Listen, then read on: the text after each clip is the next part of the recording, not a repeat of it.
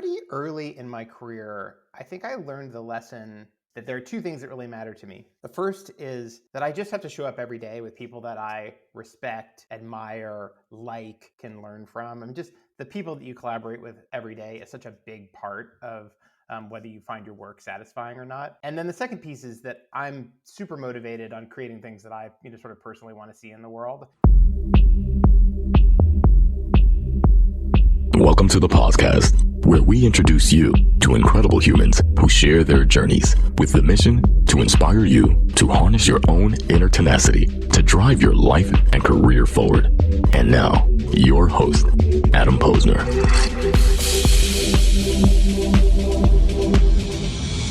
Hey, everybody. Welcome back to the podcast where I bring in the best and the brightest in the world of business, marketing, and personal growth to help you harness your inner tenacity and drive your career forward. My guest today is Tom Conrad, and his childhood heroes didn't wear capes. They signed their names inside the first Mac.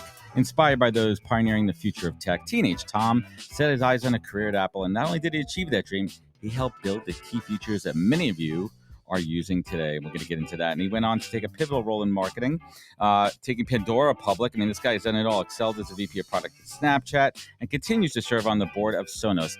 I have an issue with Sonos, and we'll get to that at the end. So you can file that right with the customer department, service department. But I'm kidding. This guy has been there, done that, built up so many businesses. He's a wealth of information. He's now the CEO of Zero, a digital intermittent fasting coaching platform that improves metabolic health. We're going to get into it. We're going to unpack it. Tom has a great story. Tom Conrad, welcome to the podcast. Hi, Adam. So fun to be here. Well, welcome. And you've kind of been there and done that. This is kind of a curveball question. I don't think I've ever even started with this. What's to this date? What is a favorite? What is your most favorite job that you've had and why? And you can even go back to your teenage childhood days. Boy, that's such a great question. It was not on my bingo card today either. I was incredibly lucky to get to be part of the company that became Pandora, the music streaming service. We started working on that in 2004. I guess that makes it almost 20 years ago. And I spent 10 years there, grew the company from 4 or 5 of us to well north of 1,000 employees and public company and all of that great stuff, and just endless sort of lessons and incredible run, super fun. I mean, what was it about? Was it the people, the culture, the product? Like, what was it that made it exciting? Was it the journey of the business side of it? Were you there when it got acquired by Sirius? No, I left a couple of years before Okay. the acquisition.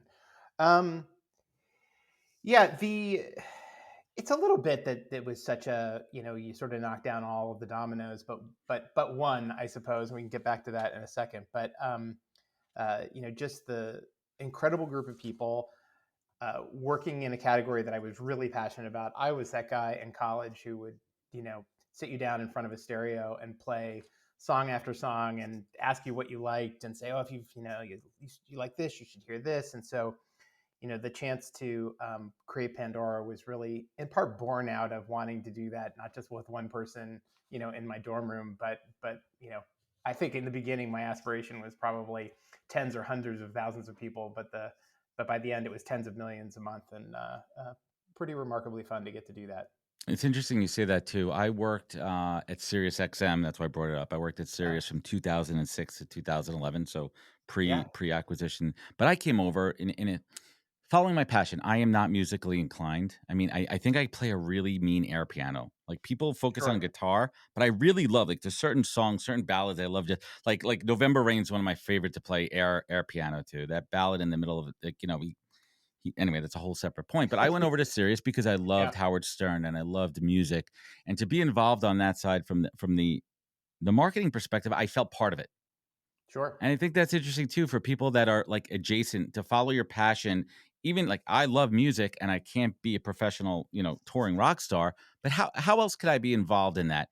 And it's interesting when you think, what has made you happy in your career and following that. So how do you use that kind of mindset when you evaluated, future opportunities for yourself? What's kind of that process? I mean, you've held prestigious, incredible positions at some major organizations. What is that thought process?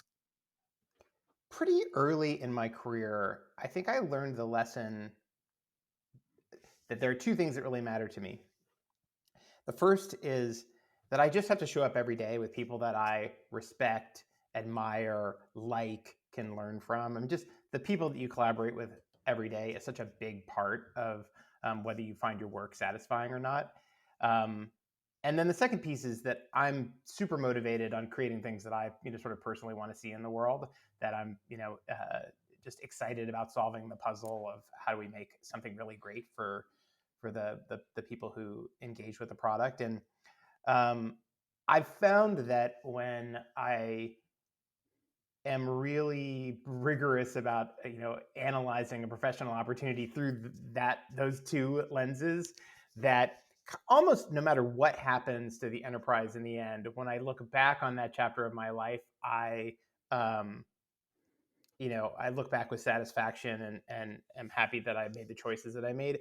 Occasionally, I have um, consciously or accidentally violated one of those two principles. Maybe I landed somewhere where Mm. the values of the people that I had surrounded myself with weren't the same as my own, or maybe I But had maybe you didn't gone know that, right? You didn't know that. totally, That at the onset. Like most totally. people don't be like, you know what, that's a bunch of jerks over there. I'm going to go work there. Although, And someone with money, asked, sometimes jerks can be very. I mean, we'll get to Steve Jobs in a little bit, right? But yeah, somebody asked me this question once about like, yeah, it seems like a tall order through the interview process to try to figure out if, if you've found like-minded people or not. But I guess at least in my own career, if I'm honest, when I look back at the moments where maybe I landed someplace that where my collaborators didn't share my values, mm, I think I knew.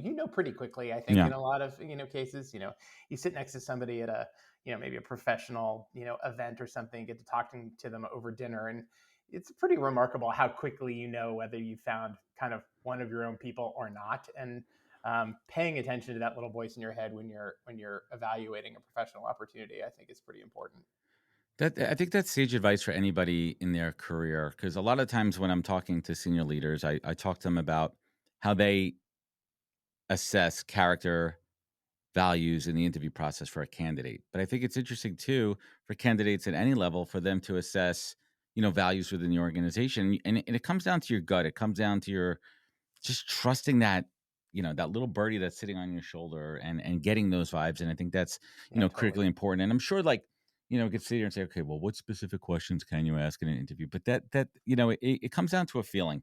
And most of us are good, intuitive people that have good, solid values, and let those speak to you, right? Let those kind of come to you. So I want to hit the rewind button, Tom. And you've told this story before, and usually I try to avoid stories that are told before and use the time wisely for things that are, uncovering new things.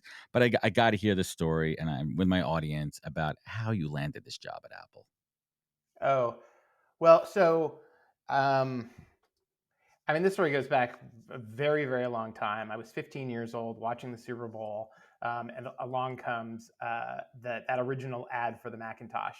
The girl with the hammer running Mm-hmm. through the dystopian sort of scene, and I just became completely fascinated with the company Apple, with the Macintosh in particular, and I, I kind of, in very short order, my only ambition. I grew up in Columbus, Ohio. My only ambition was to, get a degree that could take me to California to land Mm. a job at Apple. Which maybe doesn't seem like a particularly quirky thing to want to be when you're, today, but it was pretty strange back then. I mean, I think when I got to Apple, the entirety of the company was 10,000 people. The market cap was, hundreds of millions of dollars, not billions of dollars even.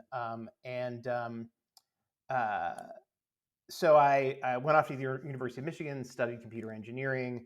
Um, just kind of by dumb luck, Michigan happened to be a company or a college that Apple recruited for their internship programs from. I was lucky enough to have some classmates who in past years had been Mm. interns at Apple and got like just literally like the mail address, like the physical mail address of someone who I could send a resume to and a cover letter. And so I, licked a stamp and sent off this heartfelt.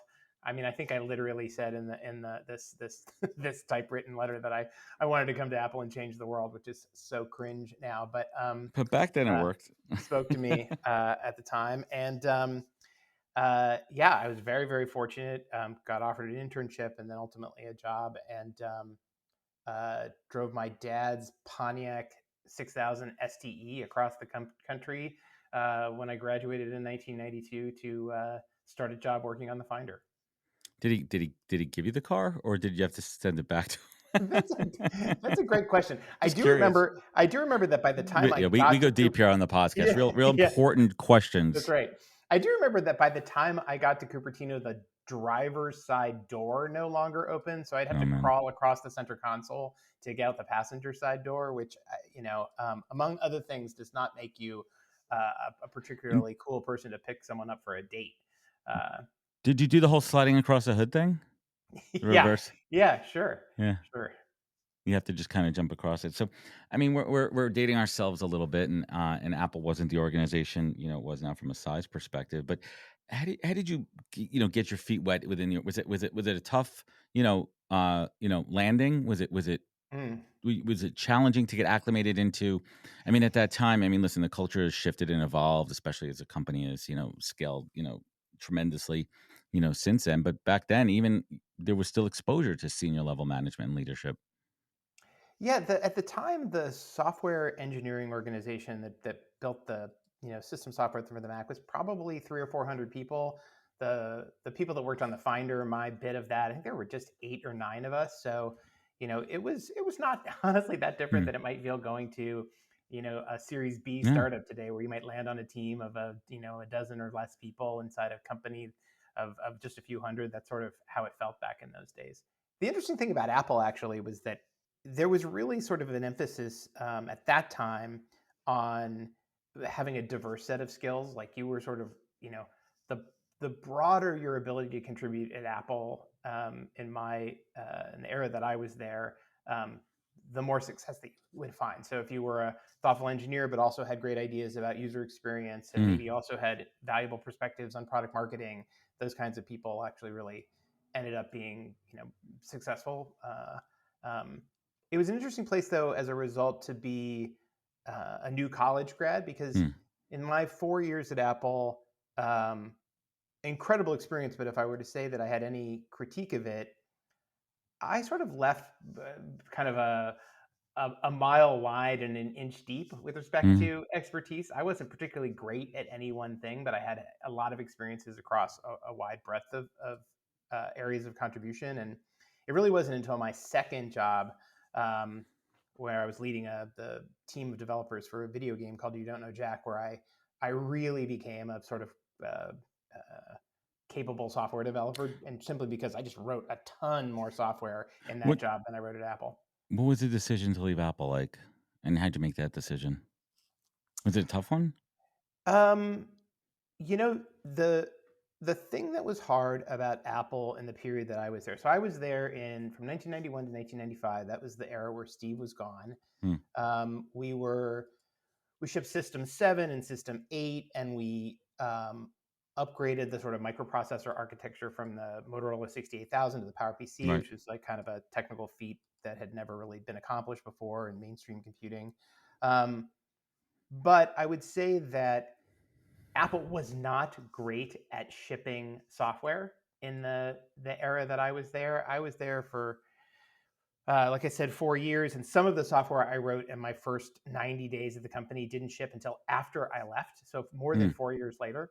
And so What I was looking to kind of move on to something where I felt like I could do some work today and see that impact out in the world on a shorter time horizon. so looking back on it now, we're talking, 30 plus years since, right? Did I do the math right? 30 years since Yeah, Apple. unfortunately, I So think it is 30 years. so Yeah. looking back, and it's kind of a tough question because time, space, technology has changed, but why do you think they were slow to ship? And you're saying it back then in the context of that current time, not Mm. like, hey, shit, 2024. I mean, we're shipping in things out in a day or two, right? Um, but why was it process paralysis? Was it overthinking? Was it perfection over action? Like, looking back on it with your experience now, where you're sitting, how could they have done it better back then? Yeah, I do actually think back then there was a certain problem with sort of perfection over action, as you say. I used to joke that like Apple was the only place in the world that a vote of 1,000 to 1 was a tie. Um, I like and I that. think that was a reflection of the fact that the company, present company, excluded, hired kind of particularly brilliant people who had great insights about technology and where the universe was going, and you would sit down to make a difficult decision and consider all of the options available to you, and you'd be starting to reach some consensus, and then some incredibly thoughtful, smart, Hmm. experienced person would raise an objection, or the sort of the downside of the or the unintended consequence maybe of the decision you were about to make, and it would lead to a kind of paralysis. And so Interesting. I wasn't there when Steve returned, but my sense is that there wasn't so much voting um, It was after more of a Steve got back. monarchy. I'm trying to be nice about. So I have a note here, and I'm curious to unpack this one about an unexpected hiring credit. What was that all about? An unexpected hiring credit. Yeah, there's a note I have here. What was going through your mind when you received the unexpected hiring credit? Where Oh, was this? this was part of this is part of like the details of my my journey from University of Michigan to Oh, so it's a uh, little further back. it's a little Okay. further back, but just quickly. Yeah, it was a little unclear in the chronological order when we're doing our Yeah, research here. I'll just quickly tell you what happened there. So I had to go back to this one. This one was interesting. I came out to Cupertino first as an intern in 1991. I Hmm. worked on an unlaunched at the time system software mechanism for rendering. It was a new graphics subsystem, second generation QuickDraw, that ultimately shipped to something called QuickDraw GX. Anyway, I worked on this little team of graphics engineers for the summer, and when the summer was over, I had to go back to University of Michigan, finish my senior year in college. I tracked down Ron Lichty, who is the manager of the Finder team, um, and explained to him on my last day in Cupertino that kind of the only job that I wanted at Apple, when I graduated, was a job on the working on the Finder, because I was really interested in the user interface Hmm. of computers, and wanted to work at that layer if I could. And Ron and I had a nice conversation. I suspect he wondered why I hadn't come to speak to him sooner than the last day before I was leaving to go back to Ann Arbor. But I packed my things, went back to school, and I don't know, somewhere early in 1995, got a call from Ron saying, "Craziest thing has happened, but the college recruiting organization just called me and said that I have a college hire rec. Like I can hire Hmm. someone straight out of college, but I have to do it by tomorrow or I lose the rec, because it was like part of Right. last fiscal year and the fiscal year is It's on ending." the And budget. Yep. he's like, so I I can't invite you out to meet the team. We can't really interview you, but I've spoken to some of the people that you worked with last summer, and they seem to think you're a reasonable person for the job. Um, do you want to do this? And so it's crazy, but I landed this just dream job, the only job I wanted in the only company I wanted, um, just by dumb luck. And I do think that there's just a lot of that in life, right?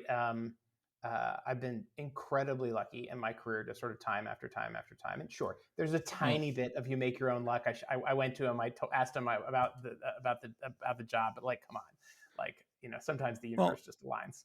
Well, it does too, but I'm a true believer in luck is preparation and opportunity, right? Like it's really that formula. Listen, there's some people that are just like holy shit, like what the like really again, right? Again, this guy gal, right? Again, they're stepping into shit and everything they touch, but it's about hard work and it's about tenacity. And when I saw that word in your bio, that's what resonated with me. My word of power is tenacity, Mm, and I think hard work beats talent every single day. Well, skilled hard work, right? There's a caveat to sure, all that too, right? You can't sure. just be doing dumb shit and working your ass off, getting nothing accomplished. But real hard work. How do you define tenacity? Um, well, I guess I'm really lucky that you know, almost all of my interests and passions sort of align with what I've chosen for a profession. So, left to my own devices, I'm, you know, reading about our industry or prototyping something or, going deep in this current phase of my career, sort of going deep into the financial modeling of the company and so forth. And I just sort of Mm. love all of that work. And so I am the person who has found something to do every day that's lucky enough to say, gosh, it doesn't really feel like work. It's the thing I would do if I could choose to do anything. Um, Mm. and so you sort of mix that in with just a certain amount of intellectual curiosity, sort of always asking like, what's going on here, and can I understand it more deeply? And I think that that combination sort of probably papers over for any number of And other shortcomings. and it also has to do with being open to hearing new ideas and new opportunities, and not just always being, with the blinders on. And I think, and I'm a recruiter by trade. I recruit for marketing, media, tech, ed tech too. And I Mm-hmm. always tell like friends, family, even folks that I'm coaching too, even if you're happily employed and a recruiter reaches out for something that's a little bit interesting, just take the call. Just listen to the what if it's Sure. the next best thing that you weren't even thinking about? What if it's like, oh my God, that's my dream job I've been thinking about? What if you form a relationship with somebody and it leads to something two steps later? What if? Right? But like so many Yeah, people are I'll, are are, are kind of locked in that, right? I can tell you a story about that. Please. So in 2008, I had been working with the Pandora team for, I guess, about 4 years. We'd launched on the web, and the popularity there had sort of exceeded our expectations. And the iPhone came along, and we were just sort of getting going on the iPhone, which would be a massive, massive unlock for the growth of our business. But we were also involved in a massive dispute with rights holders around the royalty scheme for internet radio, and um, we were also in the middle of like the housing crisis. So like the Hmm. economy, the macroeconomic environment was terrible for startups and just all kinds of businesses. And but I love my job. But Pandora was not doing that well because of that combination of things. And I got a call from Amazon about a job leading the Kindle team. Hmm.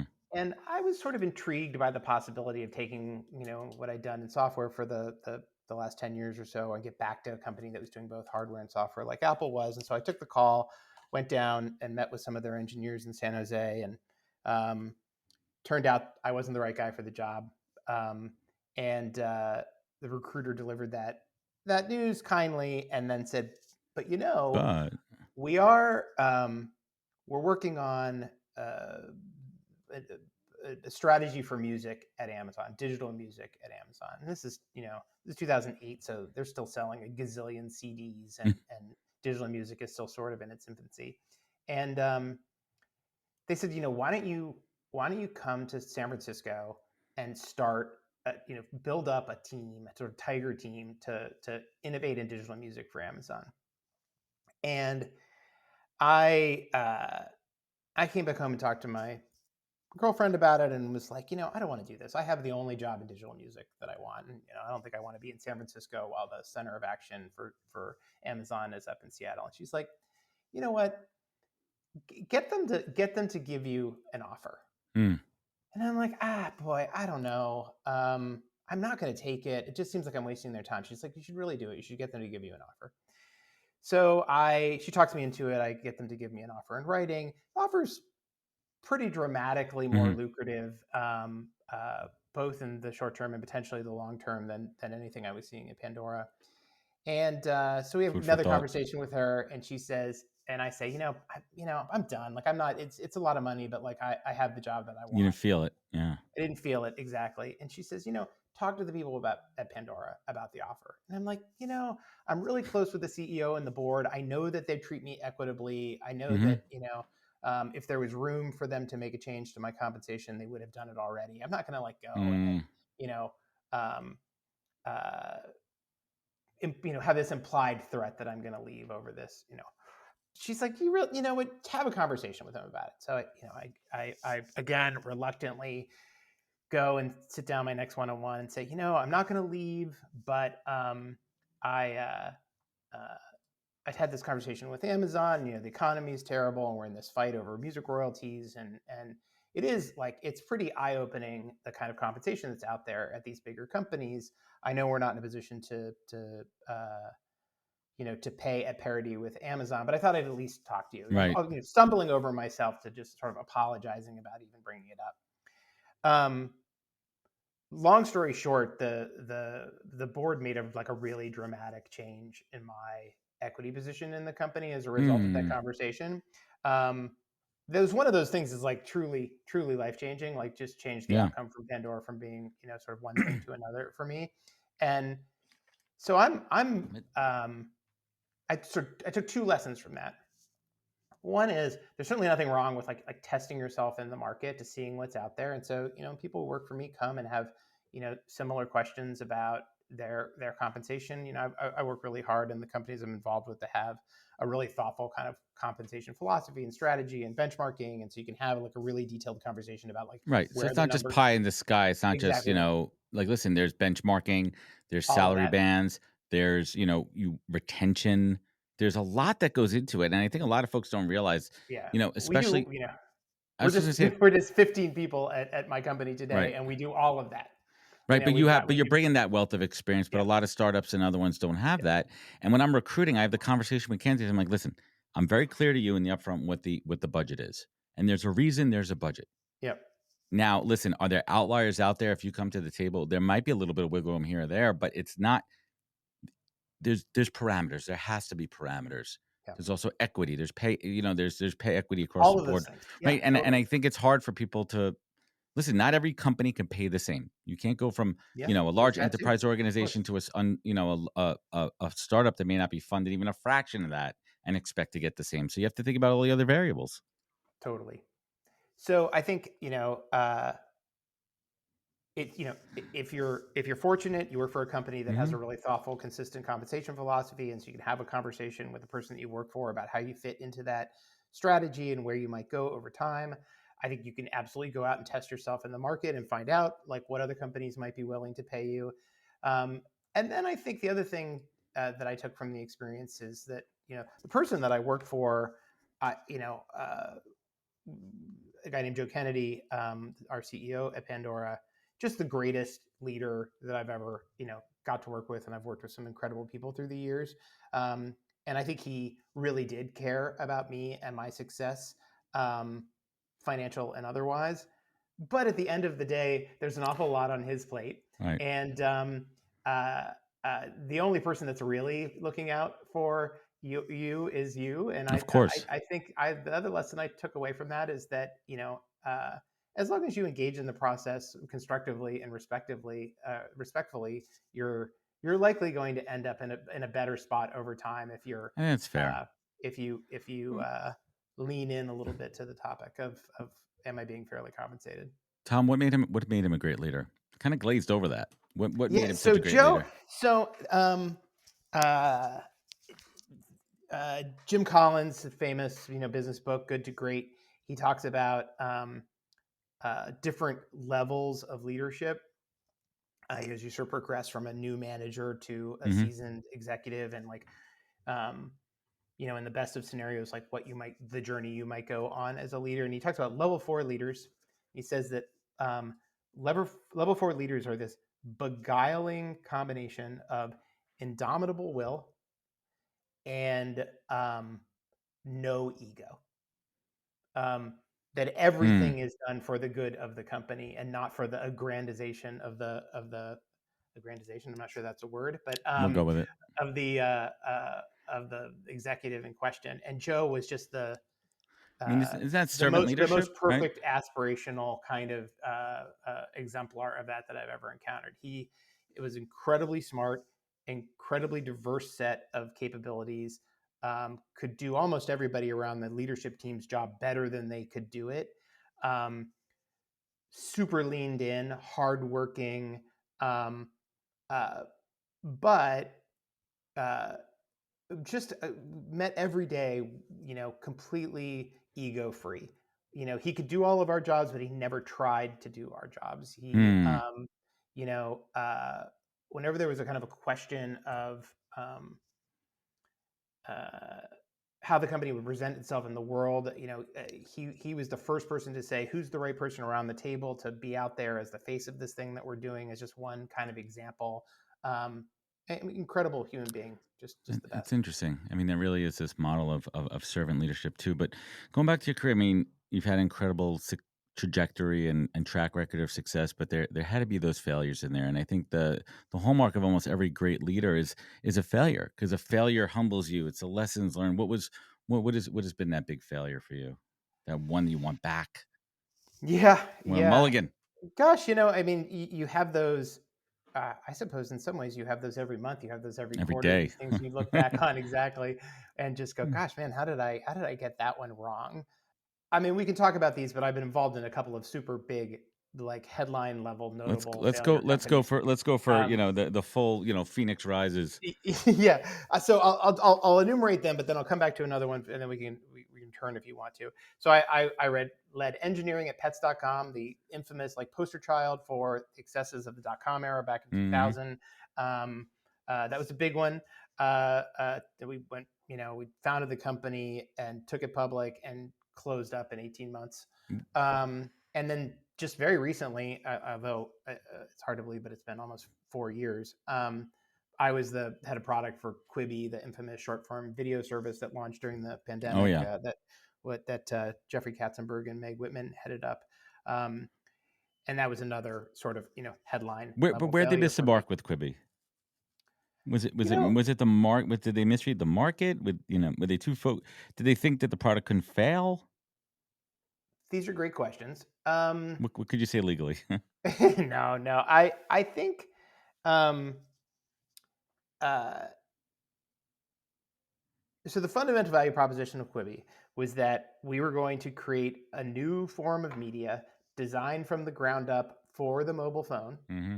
Um, so that all of the content on the platform would be created knowing that it was going to be consumed on a Mobile phone, not in a optimized. Yep. Hmm. theater, not on a television, which meant everything from maybe vertical video to the all of the sensors, and you're connected to the internet. I mean, there's just a lot of things you can do. So that was like component one, and then the second component was that we were going to tap into the creative capability of Hollywood, so traditional sort of um, Game of Thrones level production investment, Hmm. to build out the content for the platform.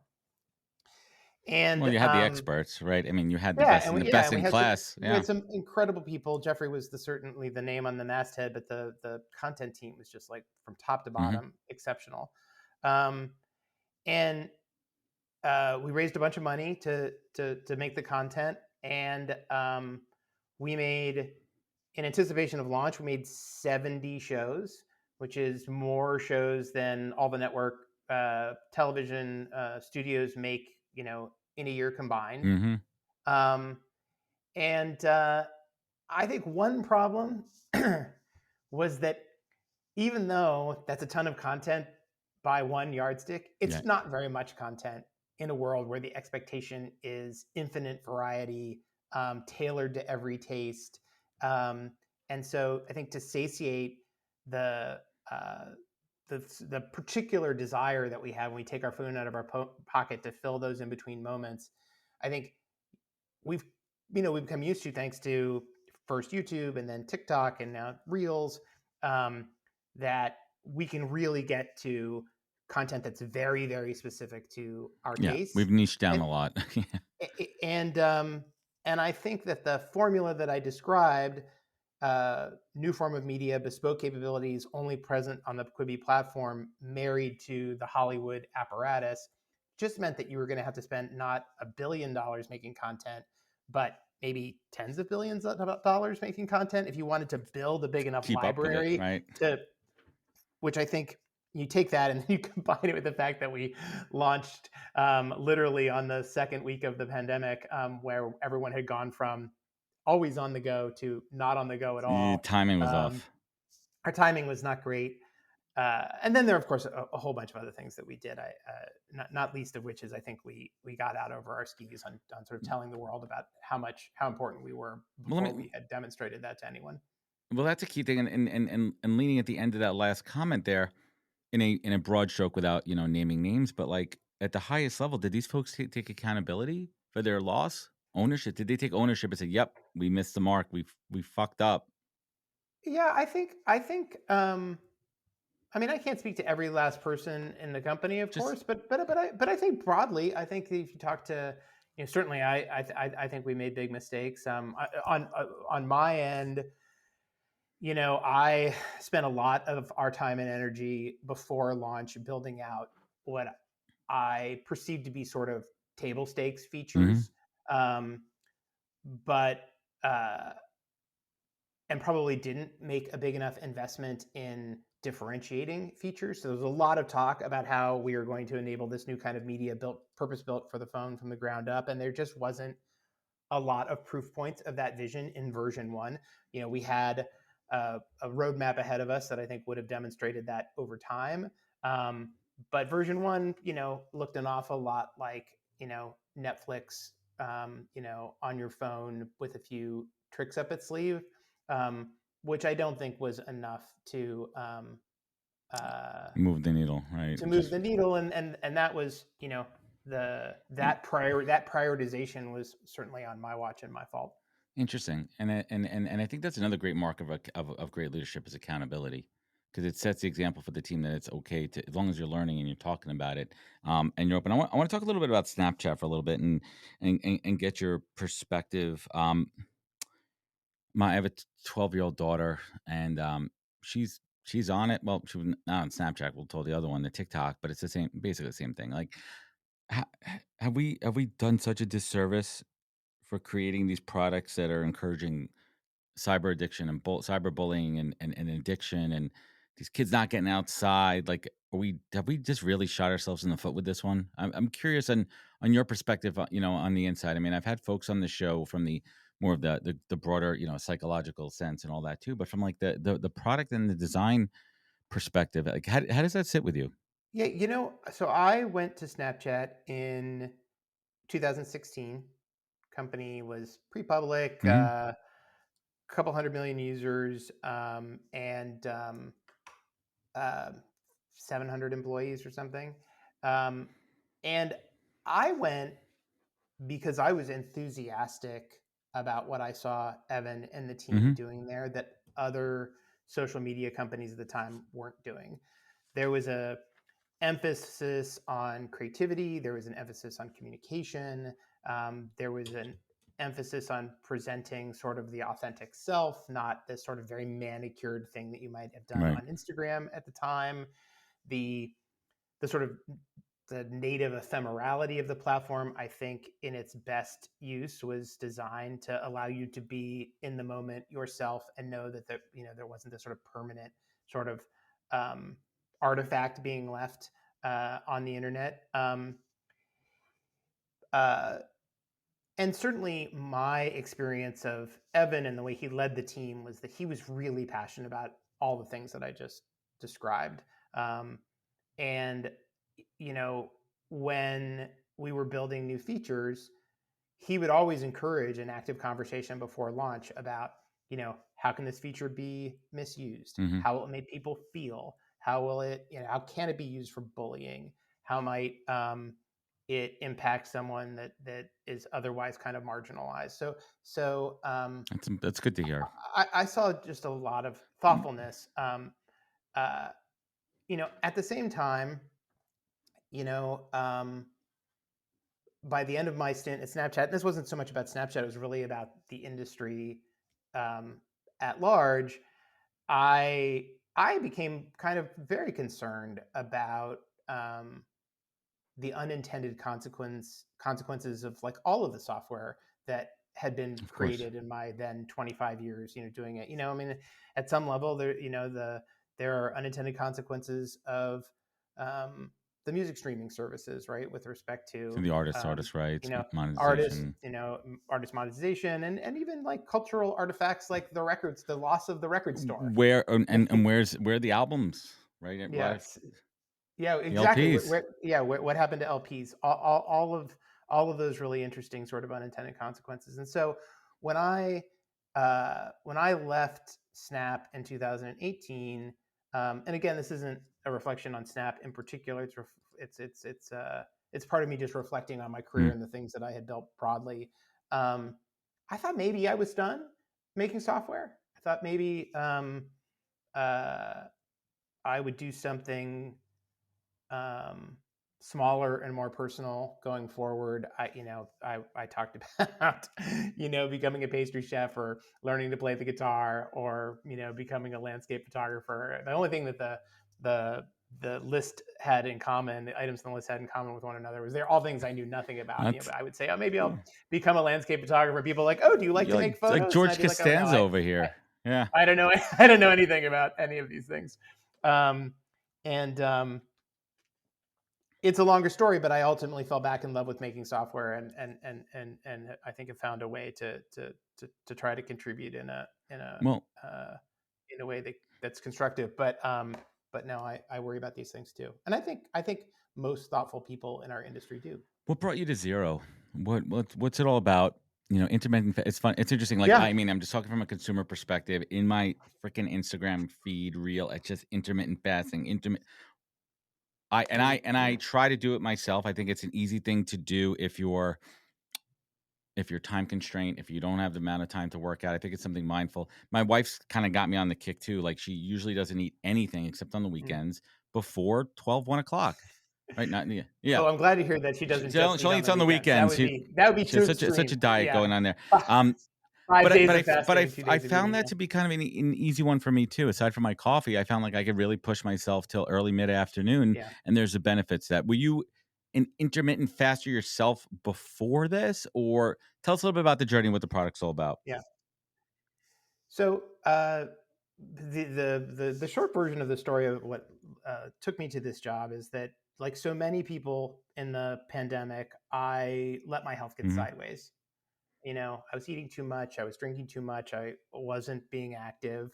I think we were all just trying to get through that period Yeah, as best as we strange could. times. Um, Strange times, and so 6 or 7 months in, for the first time in my life, uh, I wasn't concerned about my weight because of the way I looked in the mirror, but because of the fact I was, climbing a flight of stairs and I was out of breath when I got to the top, and so I decided to sort of address the problem by, doing two things: going kind of really deep on educating myself about Mm. metabolic health and going to a much more sort of fundamental level of sort of understanding how my body works. Um, which in the modern era means, hundreds of hours of podcasts and Yeah, YouTube enough videos Huberman and Labs. scientific papers and exactly.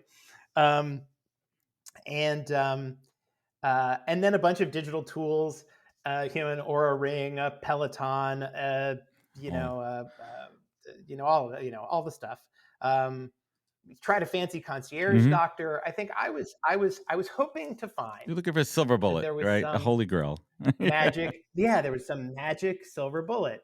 Maybe a off-label prescription for rapamycin or Right. something that was going to make sure Is there an 10 years. Ozempic spray that I could just mist myself with? Is that going to work? Yeah, I'll just keep my mouth yeah, shut. exactly. Yeah. Yeah, yeah. So I was hunting for the Ozempic spray in We're almost there.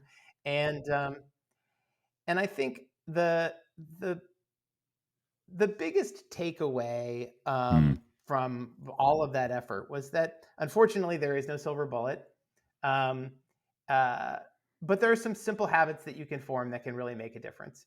And one of them, one among several, is an intermittent fasting practice. And so to begin to habituate a, a,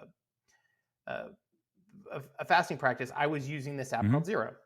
It was built by a company started by a friend of mine, Mike Mazer, and I was in the middle of all of this. I had lost like 60 pounds. Like, the whole thing worked out quite well for me, It's a lot. and so I'm telling Mike about the success that I'm finding, and giving him feedback on the product, and just talking about entrepreneurship in general. And eventually, he confides in me that he's decided to sort of step up into the executive chair role at the company, and he's looking for someone to come in as CEO.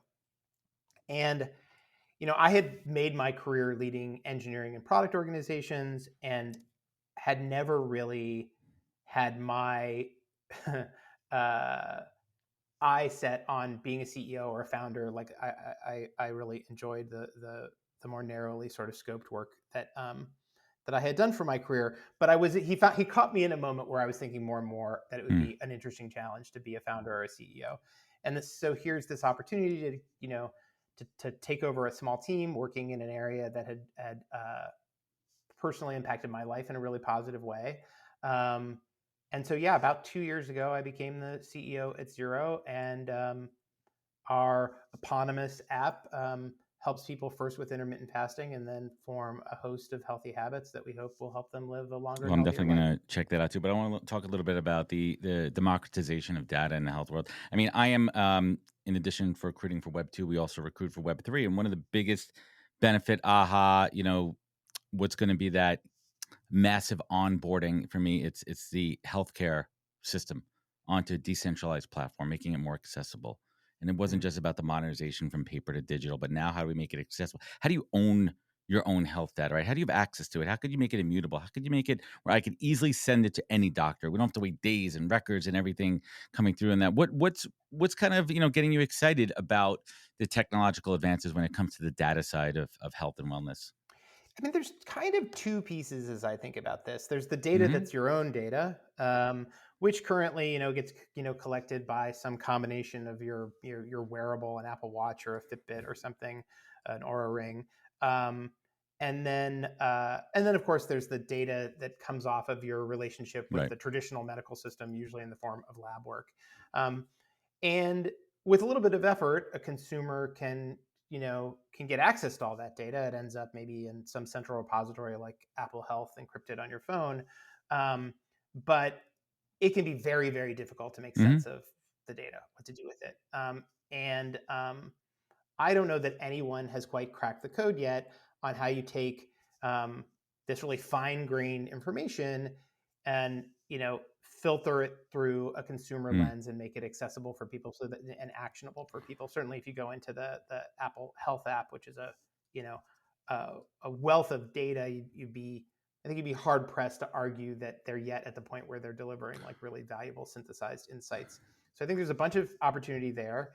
And then the other piece that's really hard, and maybe actually in some ways the place that I spend more of my time, is the one thing that you learn when you do the thing that I did during the pandemic, or certainly the thing that I've been doing the last couple of years at Zero, is that um, there's just such an incredible deluge every day of health and wellness Something. stuff.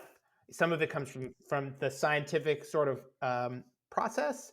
Some of it comes from wellness Mm-hmm. influencers of Dangerous. questionable Mm-hmm. repute. Um, and you know, it's certainly the case that the bar isn't follow the science, because unfortunately you can find science that supports Right. almost any. They'll Um, find the data to so back it up.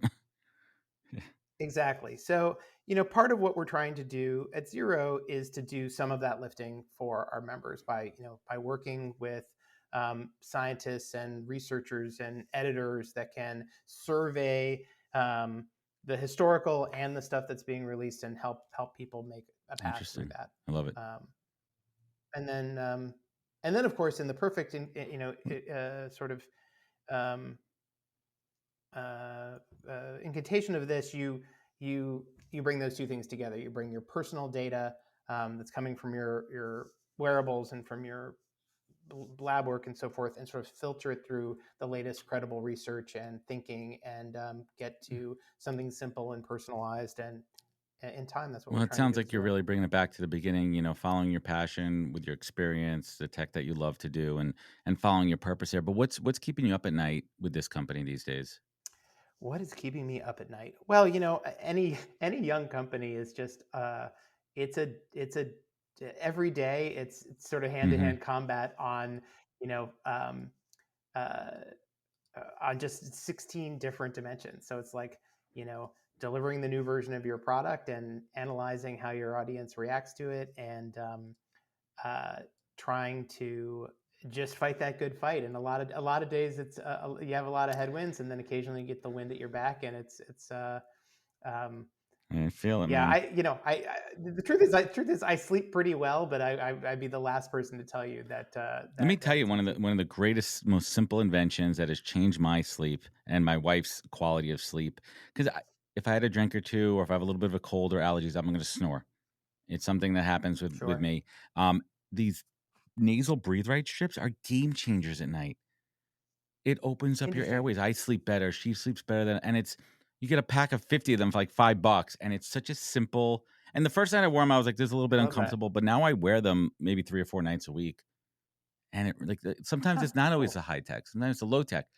Problem, Yep. people having Yep. difficulty breathing. Solution, metal with adhesive to and that's Yeah. it. It's simple. So let's bring it home here. Tom, this has been a fantastic conversation. I love to ask my guests the last two questions because for me that's the master class, right? It's how do the last 380 people over 5 years have answered this question differently, and it's created this incredible collective of answers. So Tom, what is that greatest piece of advice that you've ever received that you take action on daily? The actionable advice, not the Gandhi, pie in the sky, golden rule kind of stuff, but what is it? What is that daily mantra? I mean, I really do. It comes back to the example set by Joe Kennedy for me and our decade of collaboration together at Pandora. Um, I I try to show up every day and uh, do the work, lean in, fix the screen door Mm-hmm. when it's broken, without anybody asking. Greet every challenge with intellectual curiosity and hard work. Um, I fail as much as I succeed at that, but that's my goal.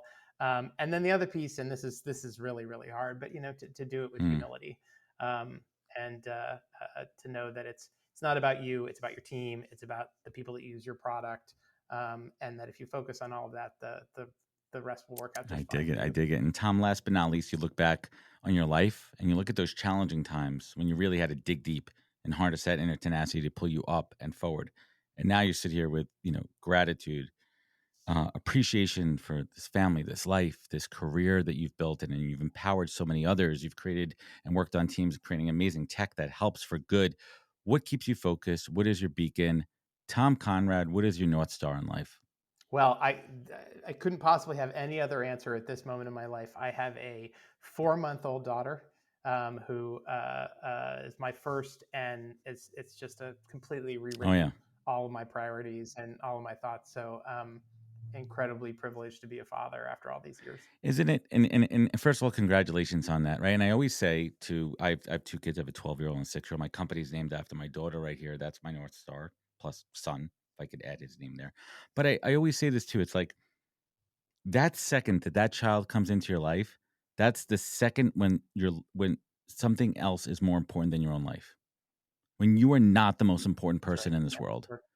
Yeah, And I mean, because yeah, that's how I felt. Like up until that second, I was the most important person in the world, and now I know who I'm doing this for, and why we're doing it. Right? yeah.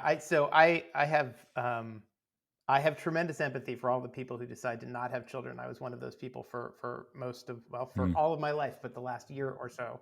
Um, and so setting aside the incredible life that you can have and not be a parent. It is also true that all of the They're all true. cliches are true. Like it's remarkable. And so it is an instant reset of priorities I among love it. many Well, others. congrats on that, Tom. I want to thank you so much for Thank you. joining us here on the podcast. It's been quite the insightful almost hour. You can find out more about Zero at zerolongevity.com, and we'll link it up in the show notes. You can connect with Tom on LinkedIn. I'm still waiting for him to accept my connection request. We'll get there in a second. We'll see, Adam, but it's Hopefully, looking hopefully good. we've It's looking established good. rapport here before we get to that. But I want to thank you. I want to thank you so much for joining us, and everyone out there. If this show resonated, leave a review rating. It goes a long way. Hit me up. I want to chat with you guys. Adam at nhptalentgroup.com. Just don't spam me, or I will get you back in ways that you have no idea was coming. I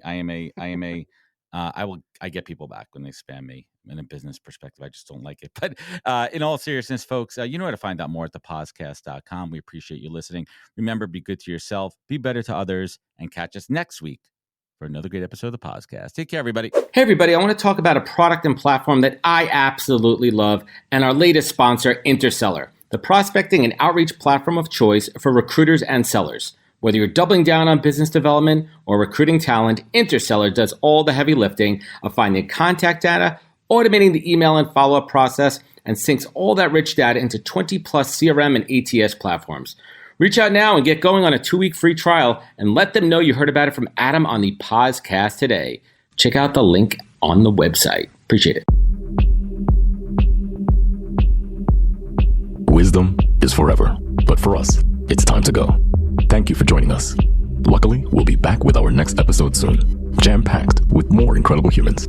Thank you for listening, subscribing, and sharing. To join the conversation, search the podcast on LinkedIn. And to catch up on past episodes and more info, please visit www.thepodcast.com.